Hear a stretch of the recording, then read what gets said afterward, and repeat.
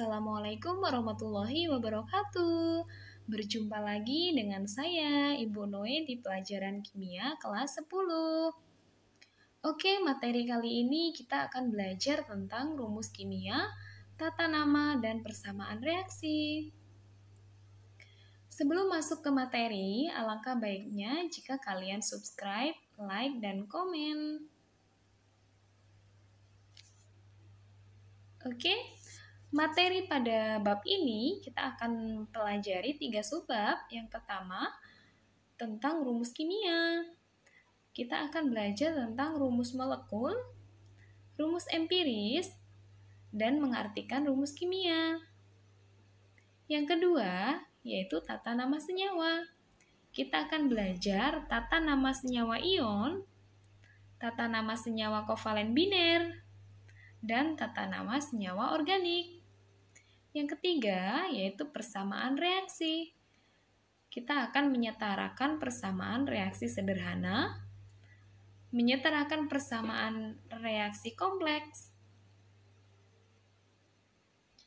Langsung saja, rumus kimia, yaitu menyatakan komposisi dari partikel terkecil penyusun zat yang dinyatakan dengan lambang unsur penyusun serta perbandingan jumlah atom-atom unsur penyusun yang dinyatakan dengan angka, yaitu angkanya biasanya ditulis kecil, yaitu di subscribe.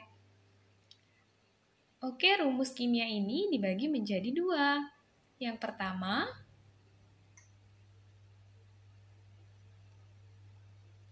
yaitu rumus molekul.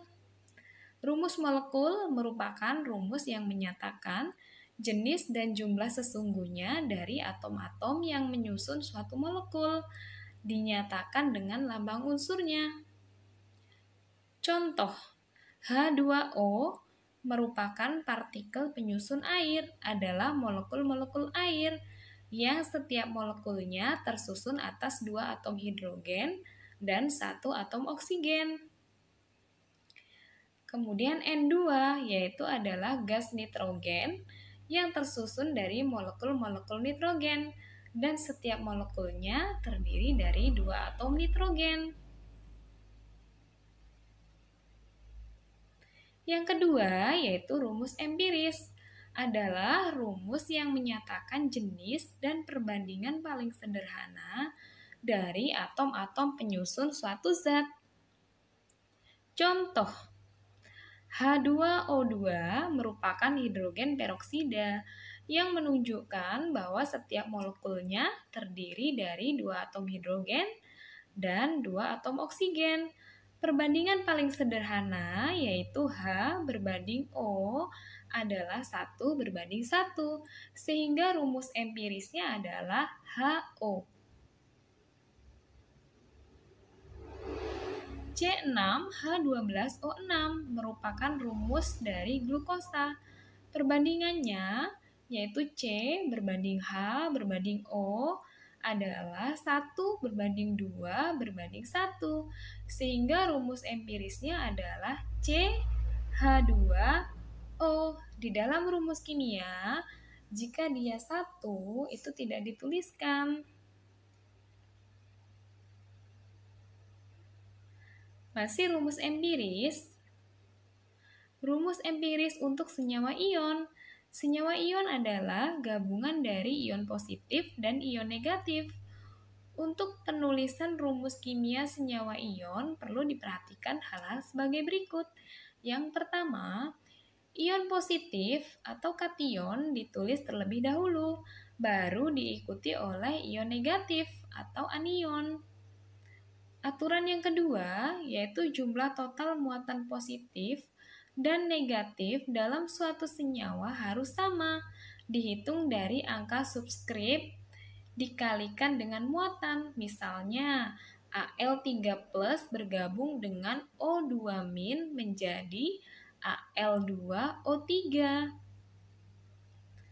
Yang ketiga, angka subskrip merupakan angka terkecil, misalnya gabungan dari Ca2+ dengan ion S2- tidak dituliskan Ca2S2, tetapi dituliskan CaS. Selanjutnya, gabungan yang melibatkan ion poliatomik harus diberi tanda kurung, misalnya MgOH 2 kali. Selanjutnya, mengartikan rumus kimia. S itu artinya atom belerang. 8S artinya 8 atom belerang. S8 artinya 1 molekul belerang terdiri dari gabungan 8 atom belerang.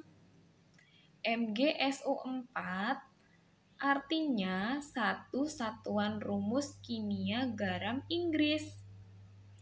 MgSO4 5H2O artinya 1 satuan kristal garam Inggris yang mengikat 5 molekul air.